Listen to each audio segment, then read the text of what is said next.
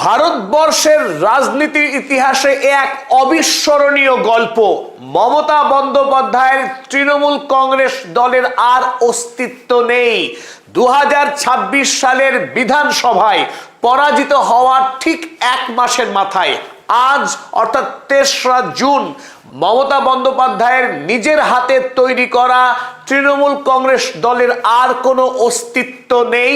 তিনি আজ নিজেই তৃণমূল কংগ্রেস দলের সমস্ত সংগঠনকে ভেঙে দিয়েছেন নিজের হাতেই।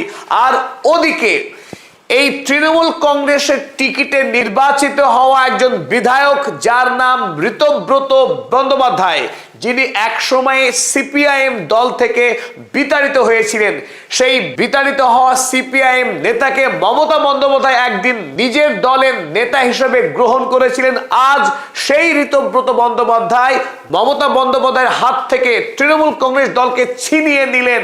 এক অবিশ্বাস্য গল্প।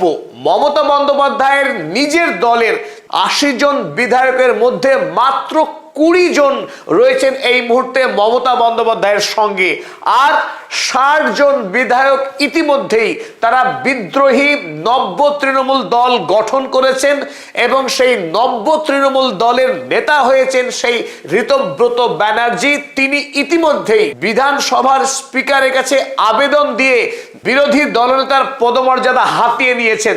সুতরাং মমতা বন্দ্যোপাধ্যায় এখন তিনি তার নিজের দলের আর নেতা নন। নিজের তৈরি তৃণমূল কংগ্রেস দল থেকে বিতাড়িত হয়েছেন মমতা বন্দ্যোপাধ্যায়, বিতাড়িত হয়েছেন অভিষেক ব্যানার্জি।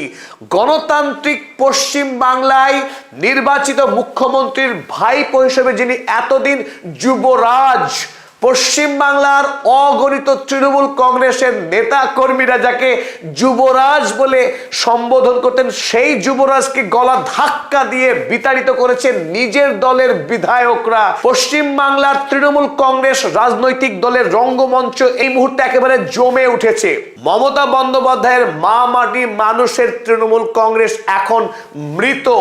ভারতবর্ষের রাজনৈতিক ইতিহাসে এর উদাহরণ খুব একটা নেই যে যিনি একটি রাজনৈতিক দল তৈরি করেছিলেন, সলতে পাকিয়েছিলেন, ধীরে ধীরে ধীরে সেই দল একটা মহীরুহে পরিণত হয়েছিল।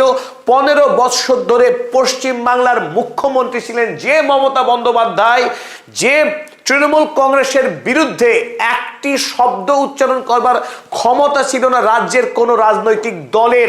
সেই রাজনৈতিক দল হঠাৎ করে ভোটে পরাজিত হওয়ার এক মাসের মধ্যেই পুরো দলটাই গায়েব হয়ে গেল।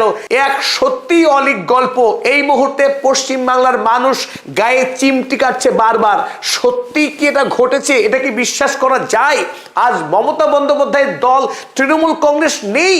15 বছর ধরে যারা ক্ষমতা চালাচ্ছিল, পঞ্চায়েত, ব্লক, পৌরসভা, জেলা পরিষদ, রাজ্যের মন্ত্রী, তাবড়তোবড় সব নেতা, গলায় মোটা মোটা সোনার মালা, বকলেস, কালো কাচের গাড়ি, এলাহি ব্যাপার যে দলের, একেবারে গ্রাম থেকে শহর পর্যন্ত সর্বত্র দিদির অনুপ্রেরণা, পার্টি অফিস, মা মাটি মানুষের জয়, সেই তৃণমূল কংগ্রেস দল পশ্চিমবঙ্গ থেকে মুছে গেল। আর মমতা বন্দ্যোপাধ্যায় তিনি তৃণমূল কংগ্রেস দলের আর কেউ নন। তিনি বেগতিক বুঝতে পেরে আগেই এই ঋতব্রত ব্যানার্জিকে দল থেকে সাসপেন্ড করেছিলেন যাতে কোনোভাবে তৃণমূল দলকে তিনি রক্ষা করতে পারেন, কিন্তু তাতেও শেষ রক্ষা হলো না। আজ আনুষ্ঠানিকভাবে বিধানসভায় বিরোধী দলনেতার পদমর্যাদা পেয়ে গেলেন ঋতব্রত ব্যানার্জি, আর তার ঠিক কয়েক ঘন্টা আগেই মমতা ব্যানার্জিকে নিজের দলকে আনুষ্ঠানিকভাবে মৃত বলে ঘোষণা করতে হলো। সেই খবরই প্রকাশ করেছে এনডিটিভি কিছুক্ষণ আগে। এনডিটিভি লিখেছে, Mamata Banerjee led TMC dissolves all committees, frontal organizations in West Bengal amid deepening rift.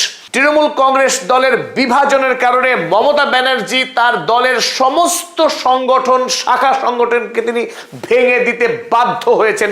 আজ বাংলার অগ্নিকন্যা, দুর্দণ্ড প্রতাপ মমতা বন্দ্যোপাধ্যায়ের তৃণমূল কংগ্রেস দলের আর কোনো অস্তিত্ব নেই। অথচ তিনি কদিন আগে বলেছিলেন কুরআন, পুরাণ, বাইবেল, মহাভারত সব শেষ হয়ে যাবে, আমার কাজ ফুরবে না। অথচ ভোটে পরাস্ত হওয়ার এক মাসের মধ্যেই গোটা দলটাই গায়েব হয়ে গেল। চলুন এবার আসল ম্যাজিকটা দেখে নিই, কিভাবে মমতা বন্দ্যোপাধ্যায় তার নিজের হাতে তৈরি করা দলকে হারাতে চলেছেন, আর সেই দলকে কিভাবে এই ঋতব্রত ব্যানার্জি তিনি কেড়ে নিলেন, হাইজ্যাক করলেন এই তৃণমূল কংগ্রেস দলকে, এবং সেটা সম্পূর্ণ আইনসঙ্গতভাবেই। চলুন আমরা এবার বুঝে নেওয়ার চেষ্টা করি কোন আইনের বলে মমতা বন্দ্যোপাধ্যায়ের হাত থেকে হ্যাসকা টানে তৃণমূল কংগ্রেস দলকে টেনে নিলেন এই ঋতব্রত ব্যানার্জি। 2024 সালের বিধানসভা নির্বাচনে তৃণমূল কংগ্রেসের টিকিটে মোট 80 জন বিধায়ক বিজয়ী হয়েছিলেন। সেই 80 জন বিধায়কের মধ্যে এখন মেরে কেটে টেনে টুনে মমতা বন্দ্যোপাধ্যায় এবং অভিষেক বন্দ্যোপাধ্যায়ের কাছে রয়েছেন মাত্র 20 জন বিধায়ক। অর্থাৎ মোট বিধায়কের মাত্র 25% এখনো পর্যন্ত রয়েছে মমতা ব্যানার্জির দিকে, যদিও তা নিয়ে রীতিমতো সন্দেহ রয়েছে। আজ 20 জন আছে, আগামীকাল থাকবে কিনা তা নিয়ে। অপরদিকে মমতা বন্দ্যোপাধ্যায়ের বিরোধী গোষ্ঠী অর্থাৎ বিদ্রোহী তৃণমূল বা নব্য তৃণমূল, সেই দলে রয়েছে মোট এই মুহূর্তে 60 জন বিধায়ক। আজ অর্থাৎ বুধবার বিধানসভার স্পিকারের কাছে 60 জন বিধায়ক তারা দরখাস্তের স্বাক্ষর করে জমা দিয়েছে বিরোধী দল হিসেবে স্বীকৃতির জন্য। 60 জন বিধায়ক যদি বিদ্রোহী গোষ্ঠীতে থাকেন তাহলে তাদের বর্তমান শতাংশ 75%। 75% বিধায়ক এই মুহূর্তে তৃণমূল কংগ্রেসের বিদ্রোহী গোষ্ঠীতে অবস্থান করছেন। ওদিকে ভারতীয় সংবিধানের 10ম তফসিল অনুসারে যদি কোনো রাজনৈতিক দল থেকে নির্বাচিত হওয়া বিধায়কদের 2/3 যদি বেরিয়ে আসেন এবং তারা যদি সেই রাজনৈতিক দলের স্বীকৃতি দাবি করেন, তারাই সেই দলের মালিক হয়ে উঠবেন। 2/3 অর্থাৎ 66.67%। অর্থাৎ মমতা বন্দ্যোপাধ্যায়ের দল থেকে নির্বাচিত হওয়া বিদ্রোহী গোষ্ঠীর বিধায়করা তারা যদি 66% হয়ে যায়, 67% হয়ে যায়, তাহলে তৃণমূল কংগ্রেস দল আর মমতা বন্দ্যোপাধ্যায়ের দল থাকবে না, সেই দল হয়ে যাবে এই বিদ্রোহী গোষ্ঠীর। অর্থাৎ এই মুহূর্তে যদি তাদের নেতা ঋতব্রত বন্দ্যোপাধ্যায়, অতএব তৃণমূল কংগ্রেস দল এখন ঋতব্রত বন্দ্যোপাধ্যায়ের দল। 1998 সালে দল তৈরি করেছিলেন মমতা বন্দ্যোপাধ্যায়, সেই দলকে নেতৃত্ব দিয়ে আসলেন গত 28 বছর ধরে। 3বারের মুখ্যমন্ত্রী, এত সব কিছু সব গেল তল। এখন কোথা থেকে হঠাৎ করে ভুইফোড় ঋতব্রত বন্দ্যোপাধ্যায় তিনি হয়ে গেলেন তৃণমূল দলের একমাত্র নেতা, আর মমতা বন্দ্যোপাধ্যায় এখন এক্স অর্থাৎ অতীত। তবে মমতা বন্দ্যোপাধ্যায়কে তিনি একেবারে ফেলতে চাইছেন না এই ঋতব্রত বন্দ্যোপাধ্যায়। তিনি এখন মমতা বন্দ্যোপাধ্যায়কে দেখতে চাচ্ছেন দলের উপদেষ্টা কমিটির প্রধান হিসেবে। আগামী দিনে যে নব্য তৃণমূল দল চালাবেন ঋতব্রত ব্যানার্জি, সেই দলকে পরামর্শ দেবেন মমতা বন্দ্যোপাধ্যায়। তিনি দলের আর কেউ থাকবেন না, হোমরা চোমরা প্রধান কেউই নন, তিনি কেবলমাত্র এখন পরামর্শদাতা। প্রশ্ন হলো এই মুহূর্তে মমতা বন্দ্যোপাধ্যায়, যার রাজনৈতিক ইতিহাস জেদ এবং সংকল্পের, সেই মমতা বন্দ্যোপাধ্যায় যদি এখন বলেন যে তৃণমূল কংগ্রেস দল আমার, ঘাসের উপরে জোড়া ফুল এই চিহ্ন আমি নিজ হাতে এঁকেছি, তাই এই দলের প্রতীক আমি কাউকে দেব না, তৃণমূল কংগ্রেস দল আমার, প্রতীক আমার, আদৌ কি মমতা বন্দ্যোপাধ্যায় রাখতে পারবেন এই ঘাসের উপরে জোড়া ফুল প্রতীক বা এই তৃণমূল কংগ্রেস দলের নাম? চলুন দেখে নিই আইনি জটিলতা।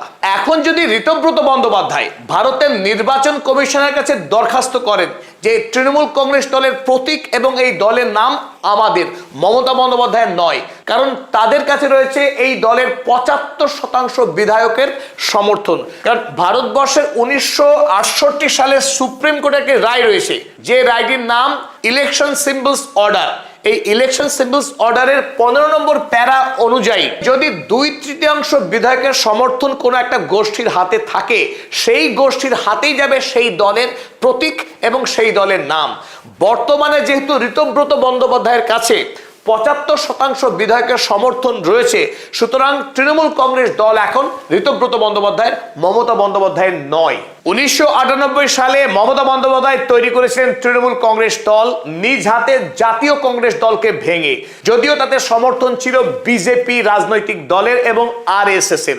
পরবর্তীকালে 2006 সালে যখন বামফ্রন্ট সরকার রেকর্ড পরিমাণ আসন পেয়ে ক্ষমতায় আসে, ক্ষমতায় এসেই সিঙ্গুরের 3 ফসলি উর্বর মাটিতে 1000 একর জমি অধিগ্রহণ করে সেখানে টাটা কোম্পানির ন্যানো কারখানা তৈরির জন্য জমি অধিগ্রহণ করতে শুরু করে বুদ্ধদেব ভট্টাচার্যের সরকার।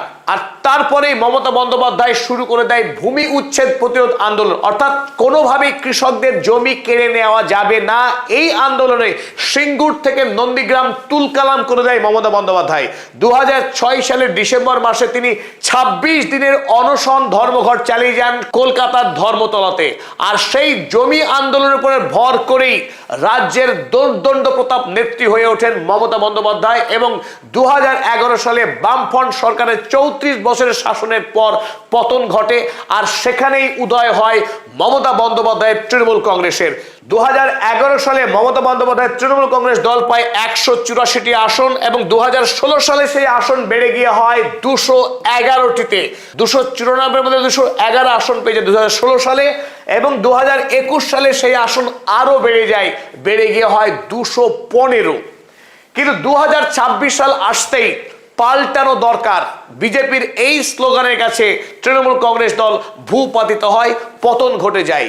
রাজ্যে প্রথমবারের মতো বিজেপি দল ক্ষমতায় আসে, শুভেন্দু অধিকারী হয় বিজেপি দলের প্রথম মুখ্যমন্ত্রী। আর তার ঠিক 1 মাসের মাথায় মমতা বন্দ্যোপাধ্যায়ের এই দীর্ঘ রাজনৈতিক জীবনের যবনিকাপাত, তিনি বেঁচে থাকতেই এত বড় ভরাডুবি হতে পারে একথা আজ থেকে ঠিক 1.5 মাস আগেও দুঃস্বপ্নে কেউ কল্পনা করতে পারেনি। পশ্চিমবাংলায় জমি আন্দোলন দিয়ে রাজনৈতিক জনপ্রিয়তা অর্জন করে তিনি মা মাটি মানুষের সরকার তৈরি করেছিলেন বলে দাবি করেছিলেন। পরবর্তীকালে শিক্ষা এবং চাকরিতে সীমাহীন দুর্নীতি করতে থাকে এই তৃণমূল কংগ্রেস দল, যার প্রতিটি ঘটনাকে তিনি প্রশ্রয় দিয়ে এসেছেন এবং চিটফান্ডের টাকাকে হাতিয়ে নেওয়া, কয়লা, গরু, বালি, সিন্ডিকেট রাজ, পশ্চিমবাংলায় দুর্নীতি ছত্রে ছত্রে ভরে ওঠে।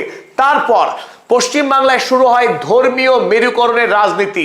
ইমাম মুয়াজ্জিনদের ভাতা দেয়া থেকে শুরু করে পুরোহিতদের ভাতা, দীঘায় জগন্নাথ মন্দির নির্মাণ করা এবং ওদিকে শিলিগুড়িতে মহাকাল মন্দিরের প্রতিষ্ঠার ঘোষণা করা, ধারাবাহিকভাবে ধর্মাশ্রয়ী রাজনীতি করতে গিয়ে পশ্চিমবাংলায় আরএসএস এর জন্য দরজা খুলে দেন এই মমতা বন্দ্যোপাধ্যায়। ফলে হু হু করে গজিয়ে উঠতে থাকে আরএসএস এর নতুন নতুন শাখা এবং পশ্চিমবাংলার মানুষের মনে সাম্প্রদায়িক বিষ বাষ্পে ভরে ওঠে।